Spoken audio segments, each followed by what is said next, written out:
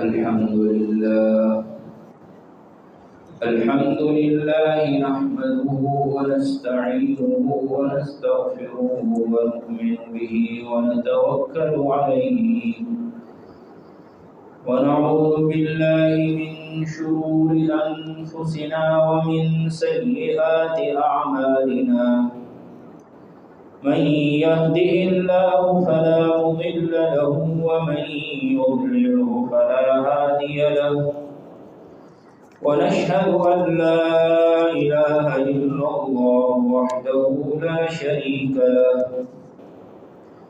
ونشهد أن سيدنا وسندنا وحبيبنا ومولانا محمدا عبده ورسوله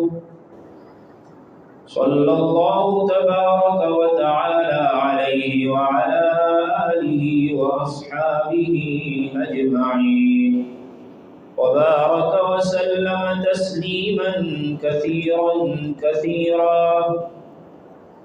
أما بعد فأعوذ بالله من الشيطان الرجيم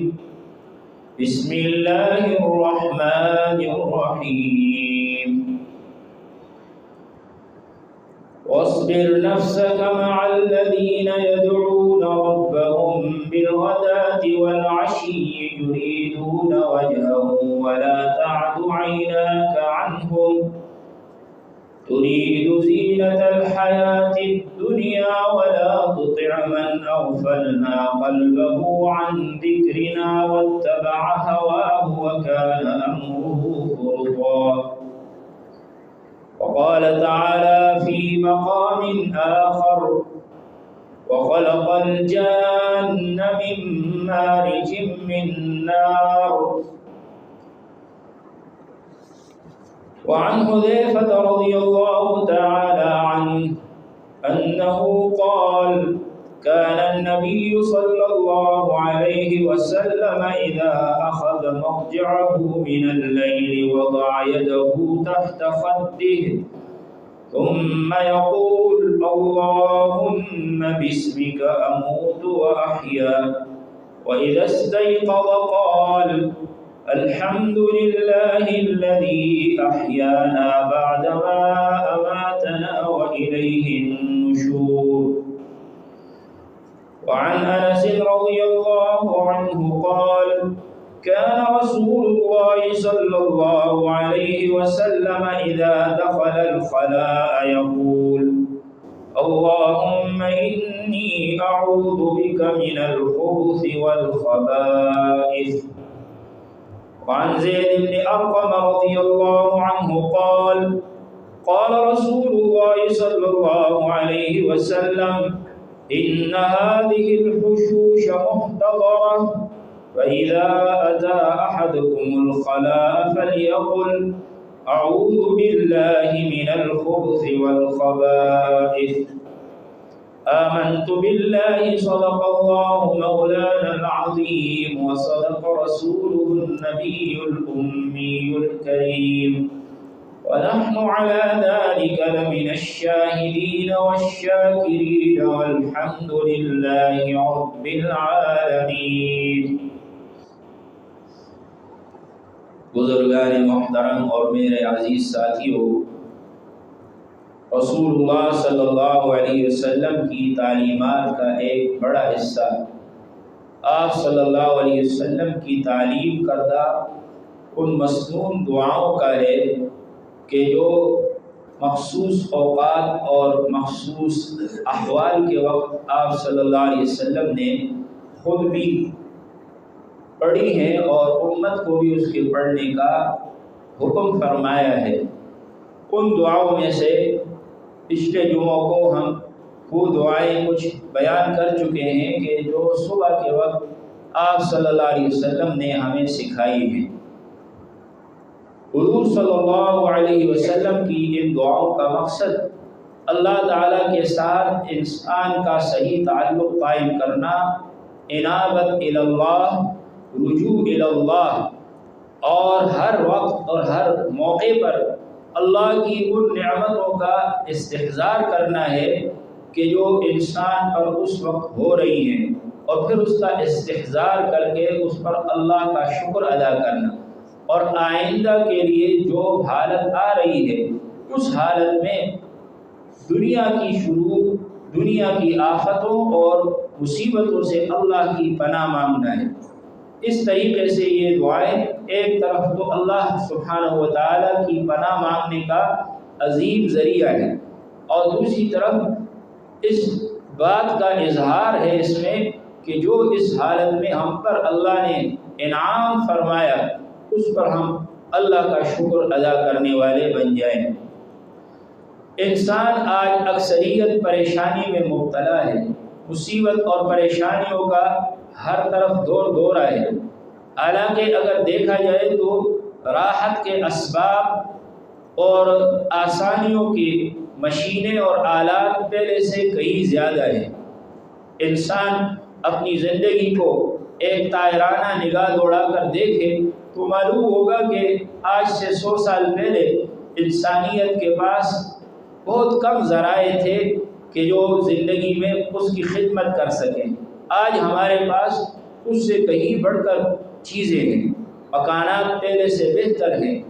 پیسے اور رقم ہر آدمی کے پاس پہلے سے زیادہ ہے، اسی طرح ہر آدمی کے پاس کپڑے پہلے سے اچھے ہیں، اور اکثر لوگوں کے پاس سواری کے لیے بہترین گاڑیاں موجود ہیں، اور اکثر انسان جو ہے وہ پہلے سے زیادہ بہتر کھاتے پیتے ہیں، لیکن پھر بھی پریشانیاں ہی پریشانیاں ہیں۔ اور پہلے لوگوں کے مقابلے میں ہمیں بہت سی زیادہ بیماریاں لاحق ہیں، بہت سی بیماریاں جن کا تعلق انسان کے دماغ سے ہے وہ پہلے سے بڑھ چکی ہیں۔ کوئی جو ہے ڈپریشن کا مریض ہے، کوئی ٹینشن کا مریض ہے، اور کوئی جو ہے اپنے گھر کی وجہ سے پریشان ہے، کوئی اولاد کی وجہ سے پریشان ہے۔ یہ ساری پریشانیاں جو ہے یہ ہمارے اعمال کا نتیجہ ہے۔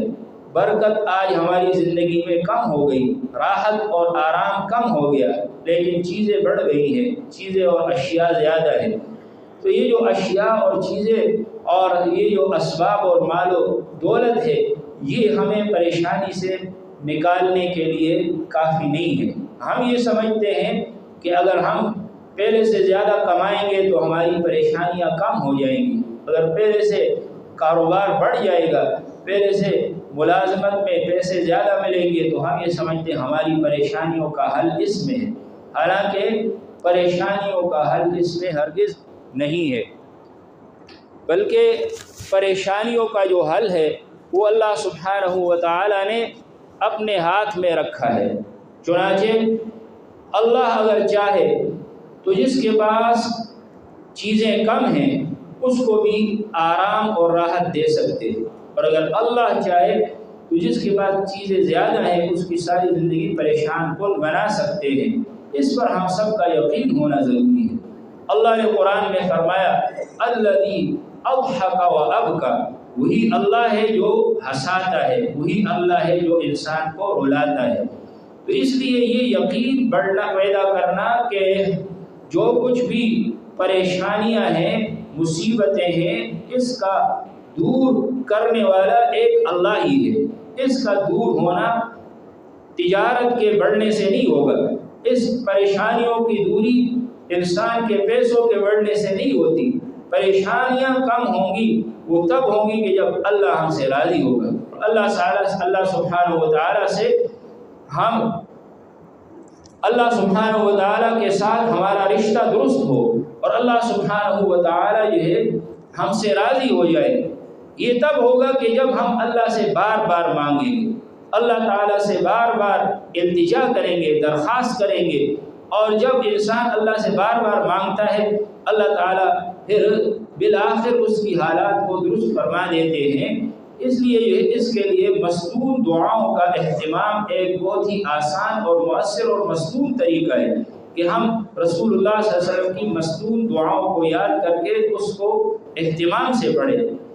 حضور صلی اللہ علیہ وسلم کے بارے میں حدیث میں آتا ہے، حضرت حذیفہ رضی اللہ تعالیٰ فرماتے ہیں کہ حضور صلی اللہ علیہ وسلم جب بیدار ہوتے تھے تو صبح سب سے پہلی جو دعا آپ صلی اللہ علیہ وسلم پڑھا کرتے تھے وہ یہ ہے کہ الحمدللہ الذی احیانا بعدما اماتنا والیہ النشور، تمام تعریفیں اس اللہ کے لیے ہے کہ جس نے ہمیں زندگی دے دی، بعدما اماتنا، ہمیں موت دینے کے بعد، والیہ النشور، اور آخر کار اللہ ہی کے سامنے قبروں سے اٹھ کر ہم پیش ہوں گے۔ تو اس دعا کے اندر 3 جملے ہیں۔ ایک جملہ یہ ہے کہ الحمدللہ الذی احیانا، ساری تعریفیں اس اللہ کے لیے ہے جس نے ہمیں زندہ کر دیا۔ تو معلوم ہوا کہ آدمی روزانہ جب صبح اٹھتا ہے تو یہ ایک نئی زندگی گویا کہ انسان کو حاصل ہوتی ہے، اس لیے کہ یہ جو نیند ہے یہ موت کے مشابہ ہے 2 لحاظ سے۔ ایک تو اس لحاظ سے کہ نیند سے عقل زائل ہو جاتی ہے اور انسان کے حواس اور حرکات ختم ہو جاتے ہیں، اس لیے جو سویا ہوا ہوتا ہے اس کو کچھ پتہ نہیں ہے کہ ارد گرد کیا ہو رہا ہے، وہ کوئی سنتا نہیں ہے، دیکھتا نہیں ہے، اس کے حواس معطل ہوتے ہیں۔ اسی لیے قرآن پاک میں اللہ تعالیٰ نے اس کو یہ فرمایا ہے کہ نیند کی حالت میں بھی اس کی گویا کہ روح قبض کی جاتی ہے۔ قرآن پاک میں اللہ تعالیٰ فرماتے ہیں اللہ یتوفی الانفس حین موتها، اللہ ہی ہے جو انسان کی روح کو قبض کرتا ہے حین موتها، اس وقت کہ جب وہ مرنے والا ہو، والتی لم تمت فی منامها، اور وہ آدمی کہ جو ابھی مرا تو نہیں ہے لیکن اس کی نیند میں بھی اللہ نے اس کی روح کو قبض کر لیا۔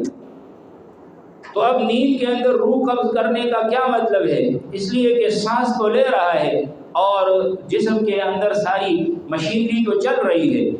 تو اس کے بارے میں علماء نے فرمایا کہ دراصل انسان کے اندر 2 روحیں ہیں،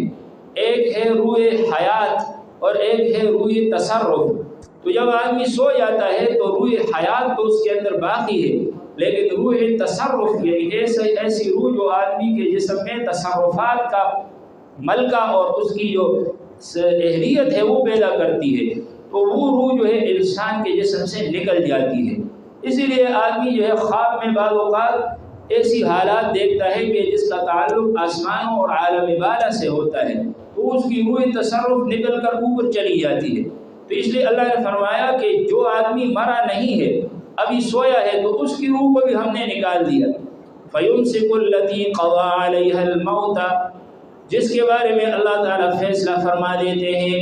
کہ یہ اب مر جائے، تو اللہ تعالیٰ نیند کی حالت میں ہی اس کی روح کو روک دیتے ہیں، چنانچہ وہ صبح اس کو اٹھایا جاتا ہے، وہ اٹھتا نہیں ہے، وہ مر چکا ہوتا ہے۔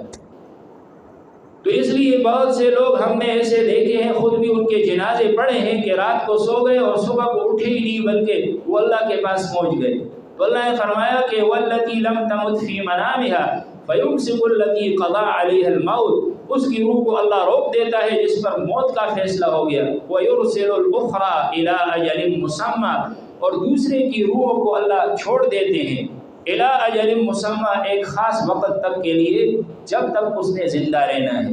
تو معلوم ہوا کہ جو سو جاتے ہیں رات کو، ساری جو ہے کائنات سوئی ہوئی، سارے لوگ سوئے ہوئے ہیں، ان کی جو روح تصرف ہے وہ اللہ کے پاس چلی گئی ہے، اب اللہ سبحانہ و تعالیٰ کے قبضے میں ہے۔ کسی کی روح کو اللہ روک دیتے ہیں، کسی کی روح کو چھوڑ دیتے ہیں۔ اس لیے حضور صلی اللہ علیہ وسلم نے فرمایا کہ جب صبح اٹھو تو یہ کہو الحمدللہ الذی احیانا، کہ تمام تعریفیں اس اللہ کے لیے ہے، اس کا بڑا شکر ہے کہ جس نے ہمیں دوبارہ زندہ کر دیا۔ بتا دیا کہ یہ جو تمہاری آنکھیں کھلی ہیں، اعضاء صحیح سالم ہیں، جسم حرکت کر رہا ہے، آنکھیں آپ کی درست ہیں، وہ دیکھ رہی ہیں، دماغ آپ کا صحیح کام کر رہا ہے، یہ اللہ کی بڑی نعمت ہے، اس پر اللہ کا شکر ادا کرو۔ اس لیے کہ اگر یہ نہ ہوتا تو تمہیں کون تھا کہ جو یہ ساری نعمتیں دے دیتا؟ کوئی بھی دنیا میں اس طرح نہیں ہے جو آپ کو دماغ کی صلاحیت دے دے، جو آپ کو آنکھوں کا نور عطا کر دے، جو آپ کو دل کی دھڑکن عطا کرے، وہ اللہ ہی ہے۔ اس لیے فرمایا جب صبح اٹھو تو اللہ کا شکر ادا کرو کہ تمام تعریفیں اس اللہ کے لیے ہے جس نے ہمیں موت کے بعد ایک نئی زندگی عطا فرما دی ہے۔ بہت سے لوگوں کو دیکھا گیا وہ سو کر اٹھے، ان کی جسم کی باڈی ہی بے حس ہو گئی۔ ہمارے استاد حضرت مولانا محمود اشرف صاحب رحمہ اللہ تعالیٰ فرماتے تھے کہ ہمارے ایک رشتہ دار تھے، اور بڑے طاقتور تھے، لیکن ایک مرتبہ وہ رات کو سوئے، صبح جب اٹھے تو گھر والے جو ہے دیکھ رہے تھے کہ عام معمول کے خلاف وہ سوئے ہوئے ہیں، اٹھتے ہی نہیں ہیں۔ ویسے تو فجر کی نماز کے لیے اٹھ جاتے تھے، جلدی سے چلے جاتے تھے، آج وہ نہیں اٹھ پا رہے۔ تو بیوی نے جب جا کر دیکھا، اس کو ہلایا تو دیکھا کہ آنکھیں تو کھلی ہیں لیکن جسم بے جان ہے، جسم میں کوئی حرکت نہیں ہے۔ تو دیکھیں کہ اللہ سبحانہ و تعالیٰ کی قدرت میں ہر چیز ہے۔ اللہ سبحانہ و تعالیٰ موت کے بعد ہمیں ایک نیند کی جو موت ہے، نیند کے اندر جو بے حسی ہے، اس کے بعد ہمیں دوبارہ زندگی دے رہے ہیں، تو یہ اللہ کی عظیم الشان نعمت ہے۔ اس کا استحضار کرانے کے لیے اللہ سبحانہ و تعالیٰ کا شکر ادا کرنے پر متوجہ کرنے کے لیے حضور صلی اللہ علیہ وسلم نے فرمایا تم یہ دعا پڑھو، صبح اٹھتے ہی جب آنکھ کھلے تو فوراً متوجہ ہو جاؤ کہ ہمارے نبی صلی اللہ علیہ وسلم نے ہمیں کون سی دعا سکھائی ہے۔ یہ سکھایا ہے کہ یوں پڑھو الحمدللہ الذی احیانا، تمام تعریفیں اس اللہ کے لیے ہے جس نے ہمیں زندگی دے دی، بعدما اماتنا، اس کے بعد کہ ہمیں موت دے دی تھی، یعنی نیند جو موت کے مشابہ ہے وہ اللہ تعالیٰ نے ہمیں عطا فرما دی تھی، اس کے بعد اللہ نے ہمیں دوبارہ زندہ کر دیا۔ حدیث میں رسول اللہ صلی اللہ علیہ وسلم نے ارشاد فرمایا کہ من اصبح منکم آمنا فی سربہ معافا فی جسدہ وعندہ قوت یوم فکأنما حیزت لہ الدنیا بحذافیرها، فرمایا جو آدمی تم میں سے صبح کرے اور اس کے پاس 3 چیزیں ہوں، باقی چیزیں نہیں، صرف اور صرف 3 چیزیں ہوں۔ صبح کیا، صبح کے وقت آنکھ کھلی اور اس کے پاس رسول اللہ صلی اللہ علیہ وسلم فرماتے ہیں 3 چیزیں ہوں۔ پہلی چیز یہ ہے کہ آمنا فی سربہ، کہ وہ اپنے چھوٹے سے بل کے اندر امن کے ساتھ ہو۔ تو سرب کا معنی چھوٹا سا سرنگ ہوتا ہے، اشارہ کر دیا کہ اگر گھر چھوٹا ہے اس کے اوپر بھی شکر ادا کرو، یہ بھی اللہ کی نعمت ہے۔ اگر فرمایا چھوٹے سے گھر میں امن کے ساتھ ہے، امن بڑی نعمت ہے۔ اگر صبح آدمی اٹھے اور دشمن کا خوف لگا ہوا ہو، یا اس کے پیچھے قتل کرنے والے پیچھے جو ہے لگے ہوئے ہیں، کسی آدمی کے پیچھے وہ خوف زدہ ہے تو کتنی مصیبت ہوتی ہے۔ تو فرمایا کہ اس کو 2 نعمتیں حاصل ہو، ایک تو یہ ہے کہ گھر اور رہائش گاہ اور اس کو جو ہے اپنی نیند اور آرام کی جگہ حاصل ہے اور وہ امن کے ساتھ وہاں ہے، پہلی نعمت یہ ہے۔ دوسری نعمت فرمایا معافا فی جسدہ، اس کا جسم عافیت کے ساتھ ہے، یعنی جسم کے اعضاء، دل، دماغ، ہاتھ، پاؤں وہ عافیت کے ساتھ ہیں، دوسری نعمت یہ۔ اور تیسری نعمت یہ کہ وعندہ قوت یوم ولیلہ، اس کے پاس ایک دن اور ایک رات کی ضروریات کے لیے چیزیں موجود ہیں، ایک دن ایک رات اپنے لیے، اپنی اولاد کے لیے کھانے پینے کی چیزیں موجود ہیں۔ زیادہ نہیں کہ اس کے پاس بڑی بڑی جو ہے وہ سرمایہ ہوں، بڑے بڑے اس کے پاس جو ہے وہ بینک بیلنس ہو، بلکہ صرف اور صرف ایک دن کا اگر کسی کے پاس راشن موجود ہے۔ فرمایا 3 نعمتیں اگر تمہارے پاس ہیں تو یوں سمجھو اللہ کے رسول صلی اللہ علیہ وسلم اللہ کی طرف سے فرما رہے ہیں جو کائنات کا خالق مالک ہے، فَكَأَنَّهُ حِيزَتْ لَهُ الدُّنْيَا، گویا کہ ساری دنیا اس کے لیے سمیٹ کر لائی گئی ہے، بِحَذَافِيرِهَا، اپنی تمام نعمتوں سمیت۔ دنیا میں انسان ساری نعمتیں گویا کہ اس کو حاصل ہے، اس لیے کہ جو اس کی ضروریات اور بنیادی چیزیں ہیں وہ اس کے پاس موجود ہیں، رہائش گاہ موجود ہے، امن کے ساتھ ہے، جسم اس کا صحیح تندرست ہے۔ اگر جسم صحیح تندرست نہ ہو، دل بیمار ہے، گردے بیمار ہیں، دماغ بیمار ہے تو کتنی پریشانی ہوتی ہے۔ فرمایا اگر جسم عافیت کے ساتھ ہے اس پر اللہ کا شکر ادا کرو، ایک دن ایک رات کا راشن موجود ہے، اللہ کا شکر ادا کرو، اس کے بعد کی فکر زیادہ نہ کرو، پریشان ہونے کی ضرورت نہیں ہے، کیونکہ فرمایا کہ وَارْزُقْنَا وَأَنْتَ خَيْرُ الرَّازِقِينَ، اللہ سے مانگو کہ اے اللہ ہمیں رزق عطا فرما دے، تو بہترین رزق دینے والا ہے، اگلے دن کا انتظام اللہ تعالیٰ فرمانے والے ہیں، اس پر یقین کر لو۔ تو اس لیے جو آدمی صبح کے وقت یہ دعا پڑھے گا اللہ سبحانہ و تعالیٰ کے ساتھ اسی وقت اس کا رشتہ جڑ جاتا ہے، اللہ کی متوجہ اور رحمت اس کی طرف متوجہ ہو جاتی ہے۔ تو پہلے یہ کام کرنے کا ہے جو حضور صلی اللہ علیہ وسلم نے فرمایا۔ اس کے بعد عام طور پر انسان بیت الخلاء جاتا ہے، بیت الخلاء جانے کی ضرورت پیش آتی ہے، تو نبی کریم صلی اللہ علیہ وسلم نے بیت الخلاء جانے کے آداب اور اس کی دعا بھی ہمیں بتا دی۔ اور اس کی حکمتیں بھی بتا دی کہ وہاں جانے سے پہلے یہ دعا پڑھو، اس لیے کہ اس کے یہ فوائد ہیں۔ تو اس لیے حضرت انس رضی اللہ تعالیٰ عنہ سے روایت ہے، فرمایا کان رسول اللہ صلی اللہ علیہ وسلم اذا دخل الخلاء، حضور صلی اللہ علیہ وسلم جب خلا میں داخل ہوتے تھے، تو خلا کا مطلب یہ ہے جہاں قضاء حاجت کرنی ہو۔ اب اس کے لیے یہ ضروری نہیں ہے کہ جیسے ہمارے ہاں جو واش روم ہے یا ٹوائلٹ ہے اسی طرح ہو، پہلے زمانے میں یا آج کل بھی دیہاتوں میں انسان قضاء حاجت کے لیے جب جاتا ہے تو وہ کھیتوں میں دور دراز ایسی جگہ جاتا ہے جہاں خلوت ہو، جہاں کوئی نہ ہو، تنہائی ہو، اسی لیے اس کو بیت الخلا کہتے ہیں۔ خلا کا معنی تنہائی، یعنی ایسی جگہ جائے جہاں تنہائی اختیار کرے تاکہ وہ فارغ ہو پیشاب اور چھوٹی بڑی جو ہے پیشاب سے۔ تو فرمایا جب ایسی جگہ جائے تو یوں کہے اللہم انی اعوذ بک۔ حضور صلی اللہ علیہ وسلم کا معمول تھا، آپ خود یوں فرماتے تھے، اے اللہ میں آپ کی پناہ مانگتا ہوں من الخبث والخبائث، ان جنات سے جو مذکر خبیث جنات ہیں اور ان جنات سے جو مؤنث خبیث قسم کے جنات ہیں۔ مذکر اور مؤنث دو صیغے حضور صلی اللہ علیہ وسلم نے ذکر کیے۔ خبث یہ خبیث کی جمع ہے، اس کا معنی مذکر جنات، اور خبائث یہ خبیثۃ کی جمع ہے، اس کا مطلب ہے مؤنث جنات۔ تو حضور صلی اللہ علیہ وسلم نے ہمیں یہ دعا سکھا دی کہ جب تم بیت الخلا جاؤ، آج کل واش روم ہے، پہلے زمانے میں تنہائی میں جاتے تھے، وہاں جانے سے پہلے یہ دعا پڑھ لیا کرو، اے اللہ میں آپ کی پناہ مانگتا ہوں ان جنات سے کہ جو مذکر خبیث ہے اور مؤنث خبیث جنات ہیں۔ اب اللہ کے رسول صلی اللہ علیہ وسلم نے ہمیں چھوٹی چھوٹی چیزیں بھی سکھا دی ہیں، ماں باپ سے زیادہ ہم پر مہربان ہیں اور ہماری تربیت فرما رہے ہیں۔ اس لیے اسلام کا یہ طرہ امتیاز ہے کہ جس جگہ ذکر کرنے کو آدمی بعض اوقات شرماتا ہے، وہاں کے لیے بھی دعا اور ذکر سکھا دیا، اشارہ کر دیا کہ اس جگہ بھی جہاں آپ ضرورت کے لیے جا رہے ہیں اللہ کے ساتھ اپنا رشتہ نہ توڑیں، اللہ کے ساتھ رجوع اللہ اپنا قائم رکھیں۔ حضور صلی اللہ علیہ وسلم نے جو یہ دعا سکھائی ہے کہ اللہ خبیث جنات مرد اور عورتوں سے ہمیں پناہ عطا فرما، اس کی حکمت خود رسول اللہ صلی اللہ علیہ وسلم نے حدیث میں ارشاد فرمائی ہے۔ چنانچہ ایک حدیث میں رسول اللہ صلی اللہ علیہ وسلم نے فرمایا، حضرت زید بن ارقم فرماتے ہیں قال رسول اللہ صلی اللہ علیہ وسلم ان هذه الحشوش محتضرۃ، کہ بے شک یہ جو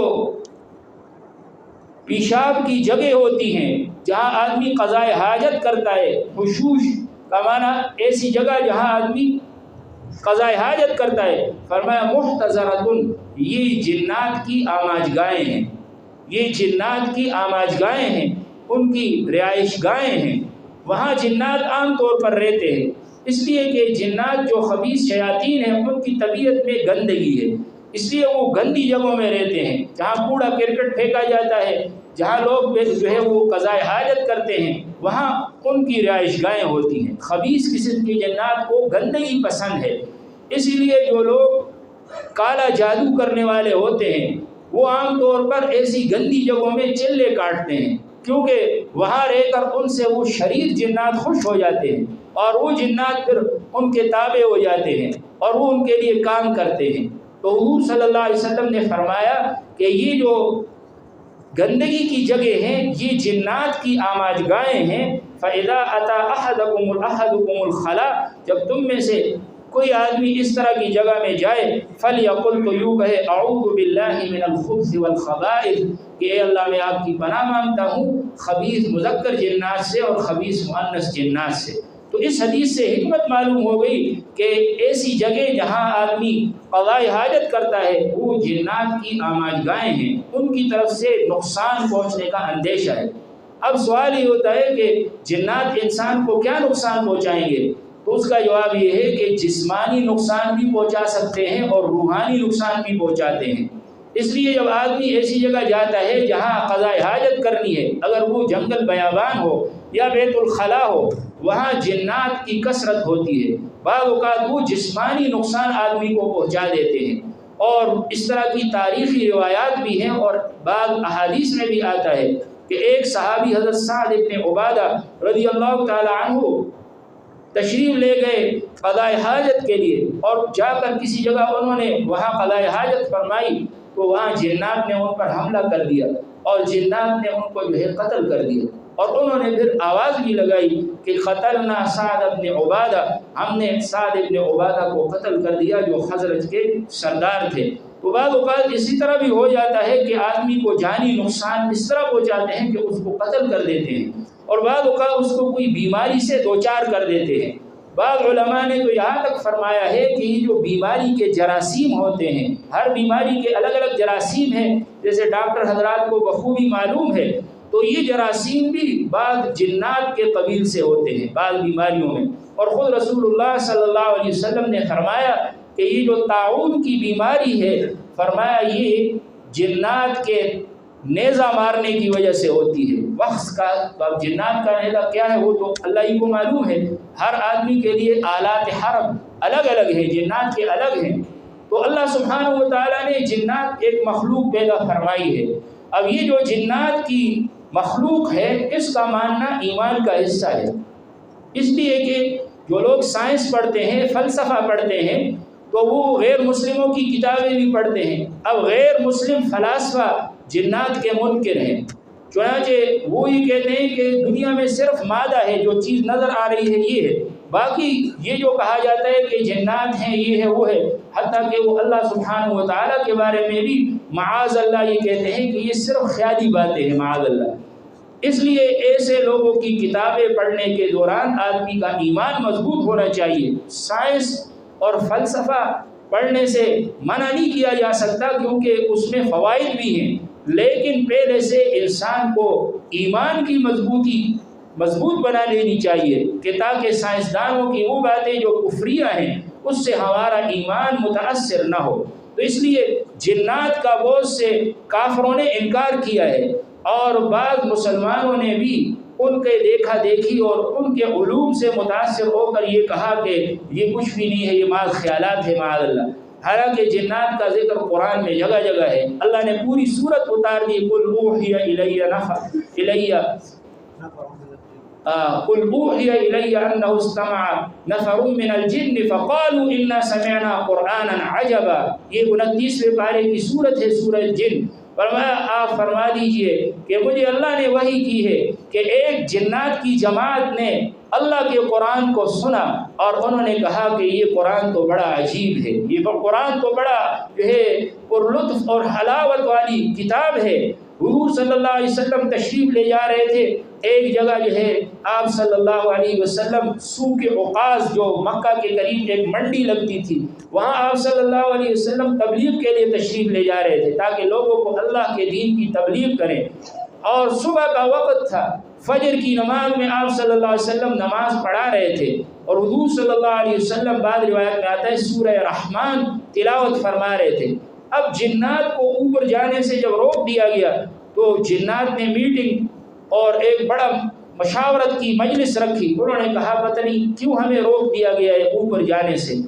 ساری دنیا میں وفد بھیجے، اپنے لشکر بھیجے، ایک لشکر یہاں آیا، انہوں نے دیکھا کہ ایسا کلام پڑھا جا رہا ہے کہ جو عجیب و غریب ہے، جو آج تک ہم نے نہیں سنا۔ تو اللہ نے فرمایا کہ جنات کی ایک جماعت نے نبی پاک صلی اللہ علیہ وسلم کی زبان اقدس سے اللہ کا کلام سنا اور انہوں نے کہا آمنا بہ، ہم اس پر ایمان لے آئے۔ اللہ کے کلام کو سننا، فرمایا جنات کو بھی ایسا لگا کہ وہ ایمان لائے بغیر نہ رہ سکے۔ اس لیے جو سورہ رحمان میں ہے فَبِأَيِّ آلَاءِ رَبِّكُمَا تُكَذِّبَانِ، کہ اے جن اور انس تم اپنے رب کی کون کون سی نعمتوں کو جھٹلاؤ گے۔ تو حدیث میں آتا ہے رسول اللہ صلی اللہ علیہ وسلم نے فرمایا جنات جب بھی آیت سنتے تھے تو آگے سے کہتے تھے کہ اے ہمارے رب، ہم تو آپ کی کسی نعمت کو نہیں جھٹلاتے، ہم آپ کا شکر ادا کرتے ہیں۔ اس لیے جنات کا ذکر قرآن میں جگہ جگہ ہے۔ ان کی حقیقت یہ ہے کہ اللہ نے فرمایا خلق الجان من مارج من نار، ہم نے جنات کو آگ کے ایک شعلے سے پیدا کیا، اللہ خود فرما رہے قرآن میں۔ اس لیے جنات یہ ایک ایسی مخلوق ہے جس کا جسم بھی ہے، روح بھی ہے، اور ان کے اندر عقل بھی ہے، شعور بھی ہے۔ ان میں بعض مسلمان ہیں، بعض کافر ہیں۔ فرمایا وَأَنَّا مِنَّا الْمُسْلِمُونَ وَمِنَّا الْقَاسِطُونَ، ہم میں سے بعض مسلمان ہیں خود جنات نے کہا وَأَمَّا الْقَاسِطُونَ، اور ہم میں سے بعض ظالم قسم کے جنات بھی ہیں۔ تو اس لیے جو ظالم قسم کے جنات ہیں وہ شریر ہوتے ہیں، انہی کو شیاطین کہا جاتا ہے۔ تو انسان کے لیے بعض اوقات جنات سے بچاؤ کا اور کوئی راستہ نہیں ہوتا سوائے اس کے کہ اللہ کی پناہ میں چلا جائے، اس لیے کہ یہ دشمن ایسا ہے جو نظر نہیں آتا، آپ اس کے خلاف کوئی اور کارروائی نہیں کر سکتے، کوئی اسلحہ استعمال نہیں کر سکتے۔ وہ حضور صلی اللہ علیہ وسلم نے بتا دیا کہ جب تم ایسی جگہ جاؤ تو یہ دعا پڑھ لیا کرو اللہم انی اعوذ بک من الخبث والخبائث۔ اور ایک حدیث میں رسول اللہ صلی اللہ علیہ وسلم نے ارشاد فرمایا کہ جب تم میں سے کوئی آدمی بیت الخلاء جاتا ہے اور وہاں جانے سے پہلے وہ بسم اللہ پڑھتا ہے تو فرمایا یہ بسم اللہ تمہارے درمیان اور شیاطین کے درمیان ایک ستر اور آڑ بن جاتی ہے، ان کو تمہارا جسم نظر نہیں آتا۔ اس لیے علامہ ابن حجر اسقلانی فرماتے ہیں کہ جہاں بھی اعوذ باللہ کا لفظ ہے اس سے پہلے بسم اللہ بھی پڑھ لیں، یعنی بسم اللہ اللہم انی اعوذ بک من الخبث والخبائث، تو اب جنات کو تمہارا جسم بھی نظر نہیں آئے گا، اللہ تعالیٰ بچا لیں گے۔ دوسرا جو نقصان ہے وہ روحانی نقصان جنات انسان کو پہنچاتے ہیں، اور وہ یہ ہے کہ انسان کے دل کے اندر وسوسے ڈالتے ہیں۔ اسی لیے جو سفلی قسم کے جذبات ہیں اور شہوات اور خواہشات نفس کے جو وساوس ہیں یہ عام طور پر بیت الخلاء میں انسان کو زیادہ آتے ہیں، اور آدمی بعض اوقات ان وساوس سے مبتلا ہو جاتا ہے، متاثر ہو جاتا ہے، اس کو دل و دماغ پر حاوی کر لیتا ہے اور گناہ میں بھی مبتلا ہو جاتا ہے۔ اس لیے اس سے پناہ مانگنے کا حکم دیا گیا ہے کہ تم جب بیت الخلاء میں جاؤ تو اللہم انی اعوذ بک من الخبث والخبائث یہ پڑھ لیا کرو تاکہ تم جنات کے اثر سے محفوظ ہو جاؤ۔ اور یہ بھی سنت ہے کہ جب آدمی بیت الخلاء میں جائے تو اپنا بایاں پاؤں اندر رکھے، اور بائیں پاؤں کو اندر رکھنے سے پہلے ہی یہ دعا پڑھ لے۔ تو حضور صلی اللہ علیہ وسلم نے ہمیں یہ دعا جو سکھائی انتہائی عظیم الشان دعا ہے۔ اللہ تعالی ہم سب کو یاد کرنے کی توفیق عطا فرمائے۔ اپنے بچوں کو بھی جنات سے محفوظ کرنے کے لیے یہ دعا سکھانا ضروری ہے۔ اسی طرح اپنے بچوں پر یہ کلمات پڑھنا ضروری ہے، اعیذک بکلمات اللہ التامات، میں آپ کو اللہ کی پناہ میں دیتا ہوں ان کلمات کے ذریعے جو مکمل ہے، من کل شیطان، ہر شیطان سے، وہامت، اور ہر ڈسنے والے حشرات سے جیسے کیڑے مکوڑے اور جو بچھو وغیرہ ہیں، ومن کل عین لامہ، اور ہر ایسی نگاہ سے کہ جو نگاہ نظر لگانے والی ہے، کیونکہ یہ جو نظر ہے یہ بھی ایک بہت سنگین چیز ہے۔ اور حضور صلی اللہ علیہ وسلم نے فرمایا کہ العین حق، نظر لگ جانا یہ برحق ہے۔ اور حضرت ابراہیم علیہ السلام حضرت اسماعیل اور حضرت اسحاق پر یہ کلمات پڑھتے تھے، اعیذکما بکلمات اللہ التامات من کل شیطان وہامہ ومن کل عین لامہ۔ اور نبی پاک صلی اللہ علیہ وسلم حدیث میں آتا ہے حضرت حسن اور حضرت حسین پر یہ کلمات پڑھا کرتے تھے۔ اگر آدمی دوسرے پر پڑھے تو یہ کہے اعیذکما یا اعیذکا، اور اگر اپنے لیے پڑھے تو اعوذ بکلمات اللہ التامات من کل شیطان وہامۃ ومن کل عین لامہ۔ اور نظر جس طرح انسان کی لگتی ہے تو اسی طرح